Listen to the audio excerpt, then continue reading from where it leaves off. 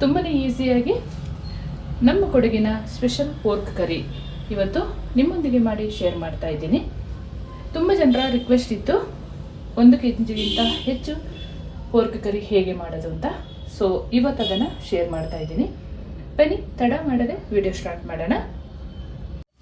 ನಮಸ್ತೆ ಎಲ್ಲರಿಗೂ, ಎಲ್ಲರನ್ನ ಸುಸಿಸ್ ಕಿಚನ್ಗೆ ಸ್ವಾಗತ ಮಾಡಿಕೊಂಡು ಇವತ್ತು ಅದ್ಭುತವಾದ ಅಡಿಗೆ ಮಾಡ್ತಾ ಇದ್ದೀನಿ. ಬನ್ನಿ ಹೇಗೆ ಮಾಡೋದು ನೋಡೋಣ.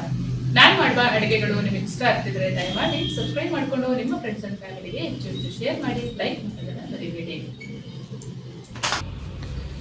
ನಾನು ಇವತ್ತು 3 kg ಪೋರ್ಕನ್ನು ತೊಗೊಂಡಿದ್ದೀನಿ. ಒಳ್ಳೆ ಪೋರ್ಕ್ ಮಟನ್ ಸಿಕ್ಕಿತ್ತು ನನಗೆ. ತುಂಬ ಜನರ ರಿಕ್ವೆಸ್ಟ್ ಇತ್ತು 1 kg ಹೀಗೆ ಮಾಡ್ತಾ ಇದ್ದೀರಾ ಮೇಡಮ್, ಸ್ವಲ್ಪ ಜಾಸ್ತಿ ಮಾಡಿ ತೋರಿಸಿ ಅಂತ. ಹಾಗಾಗಿ ನಾನು 3 kg ಮಟನನ್ನು ತೊಗೊಂಡಿದ್ದೀನಿ. ಚೆನ್ನಾಗಿರುವ ಮಟನನ್ನು ಸೆಲೆಕ್ಟ್ ಮಾಡಿ ತೊಗೊಂಡು ಬನ್ನಿ. ಜಾಸ್ತಿ ಈ ಥರ ಕೊಬ್ಬಿನಂಶ ಇರೋದೆಲ್ಲ ಅಷ್ಟು ಸೂಕ್ತ ಅಲ್ಲ. ಏನಂದರೆ ಮಸಾಲೆ ಎಲ್ಲ ಹಾಕಿದರೆ ಅದು ಹಿಡ್ದೇ ಇರಲ್ಲ, ಈ ಆಯಿಲಲ್ಲೇ ಹೋಗಿರುತ್ತೆ. ಸಣ್ಣ ಸಣ್ಣದಾಗಿ ಪೀಸ್ ಮಾಡಿ ಕಟ್ ಮಾಡಿ ತಂದಿರಬೇಕು. ಹೇಳಿದರೆ ಅವರೇ ಮಾಡಿ ಕೊಡ್ತಾರೆ ನೋಡಿ. ಈ ರೀತಿಯ ಪೀಸಸನ್ನು ಸೆಲೆಕ್ಟ್ ಮಾಡ್ಕೊಂಡಿರಬೇಕು.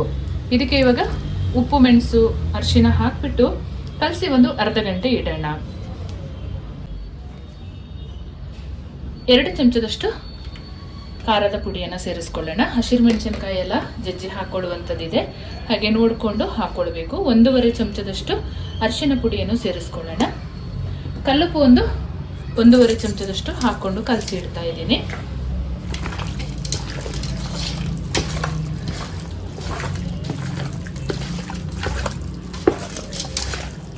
ತುಂಬ ಜನರು ಕೇಳ್ತಾ ಇದ್ದಾರೆ, ಪೋರ್ಕ್ ಮಸಾಲೆಗೆ ನೀವು ಏನೇನು ಹಾಕ್ತೀರಾ? ನಾವು ಕಪ್ಪು ಮಸಾಲೆ ಮಾಡಿರ್ತೀವಲ್ಲ, ಹಾಗೆ ತುಂಬ ಸರಿ ನಾನು ಅಪ್ಲೋಡ್ ಮಾಡಿದ್ದೀನಿ ಕೂಡ. ಹಾಗೆ ಈ ಹಿಂದೆ ಕೂಡ ಮಾಡಿ ಅಪ್ಲೋಡ್ ಮಾಡಿದಾಗ, ಪೋರ್ಕ್ ಕರಿ ಮಾಡಿದಾಗ ಅದರಲ್ಲಿ ಕೂಡ ಮಾಡಿ ನಿಮ್ಮೊಂದಿಗೆ ಶೇರ್ ಮಾಡಿದ್ದೀನಿ. ನೀವು ಒಮ್ಮೆ ಚೆಕ್ ಮಾಡ್ಬೋದು. ಬೇಕು ಅಂದರೆ ಲಿಂಕ್ ಕೂಡ ಶೇರ್ ಮಾಡಿರ್ತೀನಿ.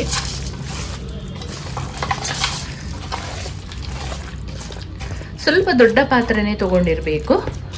ಯಾವ ಪಾತ್ರೆಯಲ್ಲಿ ನಾವು ಪೋರ್ಕ್ ಮಾಡ್ಕೊಳ್ತೀವಿ ಅದೇ ಪಾತ್ರೆಯಲ್ಲಿ ಕಲಸಿಟ್ಕೊಂಡ್ರೆ ಆಯಿತು. ಅರ್ಧ ಗಂಟೆ ಇಡೋಣ. ಕುಕ್ಕರಲ್ಲೆಲ್ಲ ಮಾಡ್ಕೊಳ್ಬೋದು, ಅದಷ್ಟು ರುಚಿ ಆಗಲ್ಲ. ಮಣ್ಣಿನ ಪಾತ್ರೆಯಲ್ಲಿ ಮಾಡಿದರೆ ಇನ್ನೂ ಕೂಡ ರುಚಿ ಜಾಸ್ತಿ ಇರುತ್ತೆ. ನಾನು ಸ್ವಲ್ಪ ಜಾಸ್ತಿ ತೊಗೊಂಡಿದ್ದೀನಲ್ವಾ, ಹಾಗಾಗಿ ದೊಡ್ಡ ಪಾತ್ರೆಗೆ ಹಾಕ್ಕೊಂಡಿದ್ದೀನಿ. ಪೋರ್ಕ್ ಕಲಸಿಟ್ಟು ಅರ್ಧ ಗಂಟೆ ಆಗಿದೆ.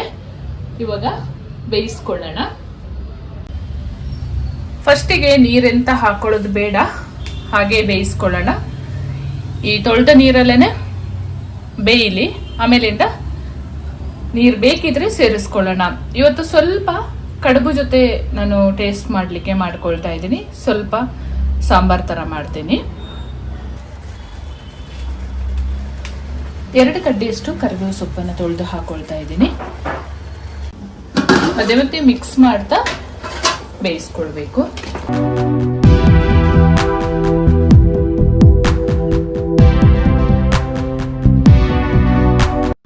ಪೋರ್ಕ್ ಕರಿಗೆ ಹಾಕೊಳ್ಳೋಕ್ಕೆ 2 ದೊಡ್ಡ ಈರುಳ್ಳಿನ ತಗೊಂಡಿದ್ದೀನಿ.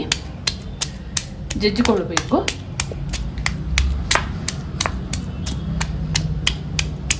ದಪ್ಪ ದಪ್ಪ ಜಜ್ಜಿ ಹಾಕಿದರೆ ತುಂಬಾನೇ ಚೆನ್ನಾಗಾಗುತ್ತೆ. 1/4 ಭಾಗದಷ್ಟು ಬೆಂದ ಮೇಲೆ ಈ ಒಂದು ಜಜ್ಜಿದ ಮಸಾಲೆನ ಹಾಕ್ಕೊಳ್ಬೇಕು. 2 ಇಂಚಷ್ಟು ಶುಂಠಿ ಹಾಕ್ಕೊಳ್ತಾ ಇದ್ದೀನಿ. 3 ಗೆಡ್ಡೆ ಬೆಳ್ಳುಳ್ಳಿನ ಸಿಪ್ಪೆ ತೆಗೆಯದೆ ಜಜ್ಕೊಳ್ಬೇಕು. ಬೆಳ್ಳುಳ್ಳಿ ಜಾಸ್ತಿ ಹಾಕಿದರೆ ತುಂಬಾನೇ ಚೆನ್ನಾಗಾಗುತ್ತೆ ಪೋರ್ಕ್ ಕರಿ.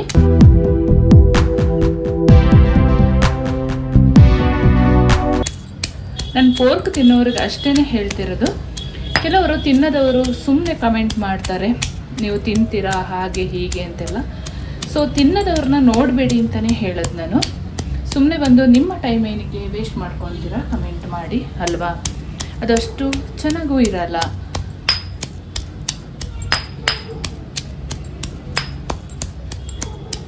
ನಾನು ಅದಕ್ಕೆ ಫಸ್ಟೇ ಹೇಳಿರ್ತೀನಿ, ಯಾರು ತಿನ್ನೋರು ಅವರು ಮಾತ್ರ ನೋಡಿ ಅಂತ.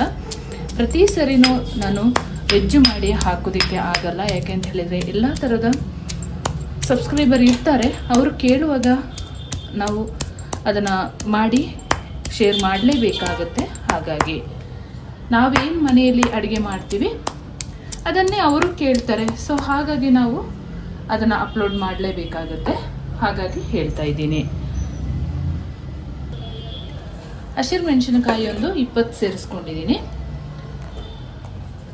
ನಾನು ಗಾಂಧಾರಿ ಮೆಣಸು ಹಾಕೊಳ್ತಾ ಇಲ್ಲ, ನನ್ನ ಹತ್ರ ಖಾಲಿಯಾಗಿತ್ತು, ಊರಿಂದ ತೊಗೊಂಡು ಬರಲಿಲ್ಲ. ಸೊ ನಿಮ್ಮ ಹತ್ರ ಗಾಂಧಾರಿ ಮೆಣಸು ಸಿಕ್ಕಿದ್ರೆ ಹಾಕ್ಕೊಳ್ಳಿ, ಅದು ತುಂಬ ರುಚಿ ಕೊಡುತ್ತೆ. ಇದಕ್ಕೆ ಮೇಯ್ನಾಗಿ ನಮ್ಮ ಕಪ್ಪು ಮಸಾಲೆ, ಹಸಿರು ಮೆಣಸಿನಕಾಯಿ, ಶುಂಠಿ, ಬೆಳ್ಳುಳ್ಳಿ ಮತ್ತು ಕಾಚಂಪುಡಿ ಕೂಡ ತುಂಬಾ ರುಚಿ ಕೊಡುತ್ತೆ. ಎಲ್ಲರಿಗೂ ಸಿಗಲ್ಲ ಅಲ್ವಾ? ನಾನು ಪ್ರತಿ ಸರಿ ಕಾಚಂಪುಡಿ ಹಾಕಿ ಮಾಡಿದ ವಿಡಿಯೋದಲ್ಲಿ ಹೇಳಿರ್ತೀನಿ, ನೀವು ಆನ್ಲೈನಲ್ಲಿ ಚೆಕ್ ಮಾಡಿ ಅಲ್ಲಿ ಸಿಗುತ್ತೆ ಅಂತ. ಇಲ್ಲ ನಮ್ಮ ಕೂರ್ಗಿಗೆ ಯಾವತ್ತಾದರೂ ವಿಸಿಟ್ ಮಾಡಿದ್ರೆ ಅಲ್ಲಿ ಎಲ್ಲ ಸ್ಪೈಸಸ್ ಶಾಪಲ್ಲಿ ಕೂಡ ನಿಮಗೆ ಲಭ್ಯ ಇರುತ್ತೆ, ನೀವು ಬೈ ಮಾಡ್ಬೋದು. ಈ ಹದದಲ್ಲಿ ಜಜ್ಕೊಂಡಿದ್ದಾಗಿದೆ. ಜಾಸ್ತಿ ಈರುಳ್ಳಿ ಕೂಡ ಹಾಕಬಾರ್ದು ಪೋರ್ಕಿಗೆ, ಅದೊಂಥರ ಸಿಹಿ ಆಗುತ್ತೆ. ಸ್ವಲ್ಪನೇ ಹಾಕೋಬೇಕು. ದಪ್ಪದಾದರೆ 3 kgಗೆ 2 ಸಾಕಾಗುತ್ತೆ. ಮೀಡಿಯಮ್ದಾದರೆ ಒಂದು 3 ತಗೊಳ್ಬೋದು.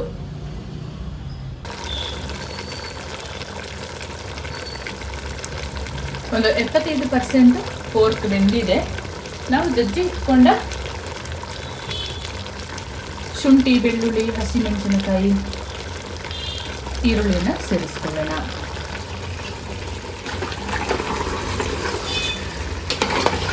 ಒಂದು 80% ಬೆಂದಿದೆ ಅಂತ ಆವಾಗ ಕಪ್ಪು ಮಸಾಲೆನ ಸೇರಿಸ್ಕೊಳ್ಳೋಣ. ಕಪ್ಪು ಮಸಾಲೆ ಹಾಕಿ ಜಾಸ್ತಿ ಹೊತ್ತು ಇದ್ರೆ ತಳ ಹತ್ತುವ ಚಾನ್ಸಸ್ ಇರುತ್ತೆ. ಪುರಿ ಸ್ವಲ್ಪ ಕಡಿಮೆ ಮಾಡ್ಕೊಳ್ಬೇಕು. ಉಪ್ಪು ಏನಾದರೂ ಬೇಕಿದ್ರೆ ಇವಾಗಲೇ ಸೇರಿಸ್ಕೊಳ್ಳೋಣ. ಇವಾಗ ನಮ್ಮ ಕೊಡಗಿನ ಮ್ಯಾಜಿಕ್ ಮಸಾಲೆ ಅಂತಲೇ ಹೇಳ್ಬೋದು, ಕಪ್ಪು ಮಸಾಲೆನ ಸೇರಿಸ್ಕೊಳ್ಳೋಣ.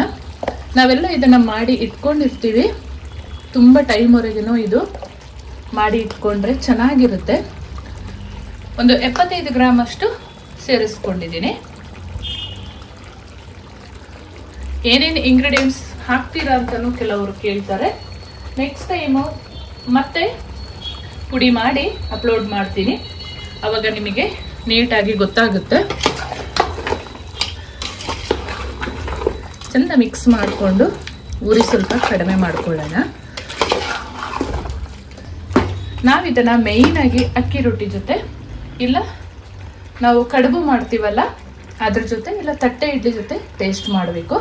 ನಾವು ಬಟ್ಟಲದ ಹಿಟ್ಟು ಅಂತ ಹೇಳ್ತೀವಿ, ತುಂಬಾ ಚೆನ್ನಾಗಾಗುತ್ತೆ. ನೋಡಿ, ಸ್ವಲ್ಪ ಗ್ರೇವಿ ಥರ ಮಾಡ್ಕೊಂಡಿದ್ದೀನಿ ನಾನು. ಇನ್ ಕೇಸ್ ಜಾಸ್ತಿ ಆಯಿಲ್ ಬಿಡುತ್ತೆ ಅಂತ ಹೇಳಿದರೆ ಸ್ವಲ್ಪ ತೆಗಿಬಹುದು, ಅದನ್ನು ಮತ್ತೆ ಮಸಾಲೆ ಸೇರಿಸ್ಕೊಳ್ಬೋದು. 2 ರೆಕ್ಕೆಯಷ್ಟು ಕರಿಬೇವನ್ನ ಮತ್ತೆ ಸೇರಿಸ್ಕೊಳ್ಳೋಣ. ತುಂಬ ಚೆನ್ನಾಗಿರುತ್ತೆ. ಫೈನಲ್ ಆಗಿ ನಮ್ಮ ಪೋರ್ಕ್ ಕರಿ ರೆಡಿಯಾಗಿದೆ. ಇವಾಗ 1.5 ಚಮಚದಷ್ಟು ಕಾಚಂಪುಳಿಯನ್ನು ಸೇರಿಸ್ಕೊಳ್ತಾ ಇದ್ದೀನಿ. ಕಾಚಂಪುಳಿ ಇಲ್ಲ ಅಂತ ಹೇಳಿದರೆ ನೀವು ಲೆಮನ್ ಜ್ಯೂಸ್ ಸೇರಿಸ್ಕೊಳ್ಳಿ, ಅದು ಕೂಡ ಚೆನ್ನಾಗಿರುತ್ತೆ. ನೀಟಾಗಿ ಮಿಕ್ಸ್ ಮಾಡಿಕೊಂಡು ಸ್ವಲ್ಪ ಕಟ್ ಮಾಡಿದ ಕೊತ್ತಂಬರಿ ಸೊಪ್ಪನ್ನು ಸೇರಿಸ್ಕೊಳ್ಳೋಣ. ಕಾಚಂಪುಡಿ ಹಾಕಿದ ಮೇಲೆ ಕೂಡ ಒಂದು 5 ನಿಮಿಷ ನಿಧಾನ ಉರಿಯಲ್ಲಿ ಬೇಯಿಸ್ಕೊಳ್ಬೇಕು, ಅದೊಂಥರ ಚೆನ್ನಾಗಿರುತ್ತೆ. ಒಂದು 4 ಟೇಬಲ್ ಸ್ಪೂನ್ ಅಷ್ಟು ಕೊತ್ತಂಬರಿ ಸೊಪ್ಪನ್ನು ಕಟ್ ಮಾಡಿ ಹಾಕೊಳ್ಳೋಣ. ತುಂಬಾ ಅದ್ಭುತವಾಗಿರುತ್ತೆ. ಇದೇ ವಿಧಾನದಲ್ಲಿ ನೀವು ಜಾಸ್ತಿ ಕ್ವಾಂಟಿಟಿ ಮಾಡುವಾಗ ಟ್ರೈ ಮಾಡಿ. ಈ ರೀತಿಯಲ್ಲಿ ಸ್ವಲ್ಪ ಗ್ರೇವಿ ಇದ್ದರೆ ಚೆನ್ನಾಗಾಗುತ್ತೆ. ಎಲ್ಲ ಥರದ ಅಡುಗೆಗಳು ನನ್ನ ಚಾನಲಲ್ಲಿ ಲಭ್ಯ ಇರುತ್ತೆ, ನೀವು ಹೋಗಿ ಒಮ್ಮೆ ವಿಸಿಟ್ ಮಾಡ್ಬೋದು. ಇಂಗ್ರೀಡಿಯೆಂಟ್ಸ್ ಏನಾದರೂ ಗೊತ್ತಾಗಲಿಲ್ಲ ಅಂತ ಹೇಳಿದರೆ ಡಿಸ್ಕ್ರಿಪ್ಷನ್ ಬಾಕ್ಸಲ್ಲಿ ಹಾಕಿರ್ತೀನಿ, ನೀವು ಚೆಕ್ ಮಾಡ್ಬೋದು. ಮಸಾಲೆ ಮಾಡುವ ವಿಧಾನ ನಾನು ಮುಂಬರುವ ದಿನದಲ್ಲಿ ಮಾಡಿ ಅಪ್ಲೋಡ್ ಮಾಡ್ತೀನಿ. ಏನಾದರೂ ಕನ್ಫ್ಯೂಷನ್ಸ್ ಇದ್ದರೆ ಕಮೆಂಟಲ್ಲಿ ಕೇಳಿ. ಇವಾಗ ಟೇಸ್ಟ್ ಮಾಡ್ಕೊಳ್ಳೋಣ. ಫೈನಲ್ ಆಗಿ 3 kg ಪೋರ್ಕ್ ಕರಿ ಮಾಡಿ ಇವತ್ತು ನಿಮ್ಮೊಂದಿಗೆ ಶೇರ್ ಮಾಡ್ತಾ ಇದ್ದೀನಿ. ತುಂಬಾ ಈಸಿಯಾಗಿ ಮಾಡ್ಕೊಳ್ಬೋದು.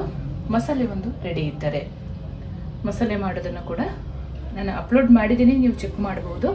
ಸಪೋಸ್ ಲಿಂಕ್ ಸಿಕ್ಕಿಲ್ಲ ಅಂತ ಹೇಳಿದರೆ ಮುಂಬರುವ ದಿನದಲ್ಲಿ ಮಾಡಿ ಮಸಾಲೆ ಕೂಡ ಅಪ್ಲೋಡ್ ಮಾಡ್ತೀನಿ. ಹಾಗೆ ನನ್ನ ಚಾನಲ್ಗೆ ನೀವು ಫಸ್ಟ್ ಟೈಮ್ ವಿಸಿಟ್ ಮಾಡಿದಾದರೆ ಪ್ಲೀಸ್ ಸಬ್ಸ್ಕ್ರೈಬ್ ಮಾಡಿಕೊಂಡು ನಿಮ್ಮ ಫ್ರೆಂಡ್ಸ್ ಆ್ಯಂಡ್ ಫ್ಯಾಮಿಲಿಗೆ ಹೆಚ್ಚು ಹೆಚ್ಚು ಶೇರ್ ಮಾಡೋದನ್ನು ಮರಿಬೇಡಿ. ಹಾಗೆ ಲೈಕ್ ಮಾಡಿಕೊಂಡು ವಿಡಿಯೋ ವಾಚ್ ಮಾಡಿ. ಮುಂದೆ ಅದ್ಭುತವಾದ ಹೊಸ ಅಡುಗೆಯೊಂದಿಗೆ ನಿಮ್ಮನ್ನು ಭೇಟಿ ಮಾಡ್ತೀನಿ. ಅಲ್ಲಿವರೆಗೂ ತುಂಬ ಹೃದಯದ ಧನ್ಯವಾದಗಳು.